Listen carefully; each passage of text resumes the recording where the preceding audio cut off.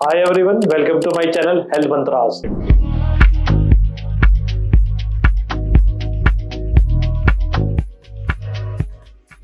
दोस्तों आज हम एक बहुत इंपॉर्टेंट और सेंसिटिव टॉपिक के बारे में बात करेंगे जो है प्रीमेच्योर इजैकुलेशन, जिसे आम जबान में शीघ्र पतन भी कहते हैं। दोस्तों बेसिकली शीघ्र पतन या प्रीमेच्योर इजैकुलेशन क्या होता है? जब कोई कपल इंटीमेट होता है, इंटीमेट होने के बाद जब मेल जो है इजैकुलेट यानी अपने वीर्य को खारिज कर दे बगैर फीमेल की डिजायर को पूरा करे बगैर, तो उसे प्रीमेच्योर इजैकुलेशन कहते हैं। At given point of time पूरे वर्ल्ड में 30 to 40% ऑफ पॉपुलेशन इससे इफेक्टेड रहती है। यूजुअली कपल्स में जो यंग कपल्स होते हैं जिनकी एज 25 to 35 के बीच में होती है उनको इफेक्ट करता है। एल्डर कपल्स या एल्डर मेल्स में बहुत कम इफेक्ट करता है, लेकिन ये कई बार भयानक डिप्रेशन या भयानक दिमागी बीमारी यानी अवसाद का भी एक कारण बनता है। दोस्तों आगे हम इस वीडियो में बात करेंगे प्रीमेच्योर इजैकुलेशन की वजह क्या है, ये होता क्यों है और ये किन लोगों को ज्यादा होता है, इसको ठीक करने के लिए कौन कौन सी दवाएं मौजूद है, वैद्यों ने हकीमों ने इसको ठीक करने के कौन कौन से तरीके बताए हैं। खास तौर से एक स्पेशल एक्सरसाइज के बारे में बताऊंगा मैं आपको जो उसको ठीक करने में बहुत मददगार होती है। दोस्तों मेरी इस वीडियो को एंड तक जरूर देखिएगा।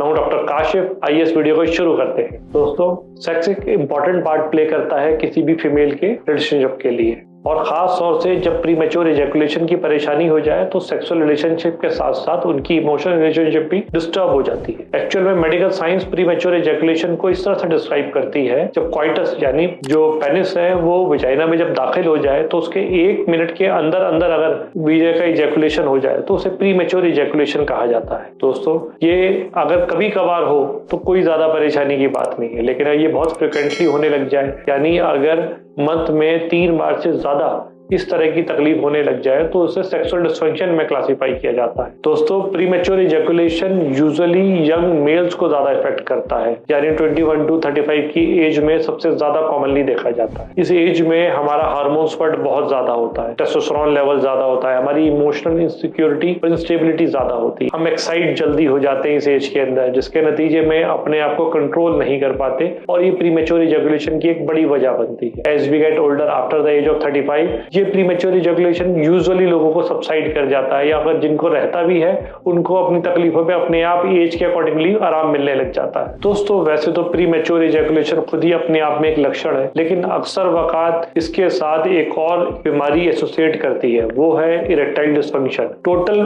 जितने भी प्रीमेच्योर के पेशेंट्स होते हैं उनमें से 1/3 जो होते हैं यूजुअली इरेक्टाइल डिसफंक्शन से भी ग्रस्त होते हैं। इरेक्टाइल डिसफंक्शन क्या होता है? वो भी एक तरह का सेक्सुअल डिसफंक्शन है जिसमें जो पेनिस में इरेक्शन जो होता है उसको सुटेबली आप होल्ड नहीं कर पाए तो उसे इरेक्टाइल डिसफंक्शन कहते हैं।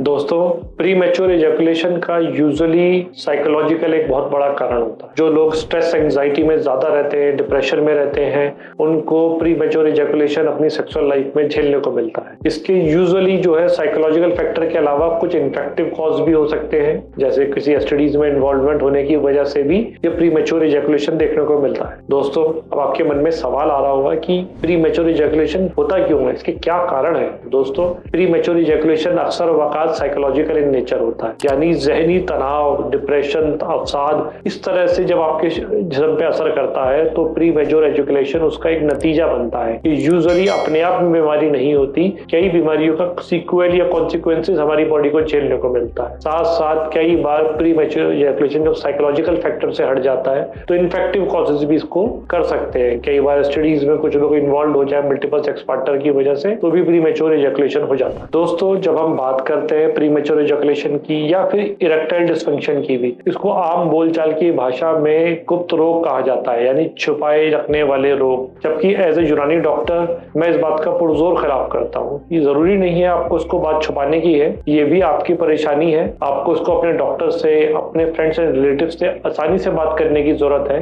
क्योंकि अक्सर इसमें मुब्तला पेशेंट जो है वो डिप्रेशन में चले जाते हैं और उनकी जो क्वालिटी ऑफ लाइफ है वो बहुत खराब हो जाती है। दोस्तों आप मुझे कमेंट करके बताइए क्या ये गुप्त रोग का नाम ठीक है गुप्त रोग, या इसका नाम में जरूर बदलाव होना चाहिए आम बोलचाल की भाषा में।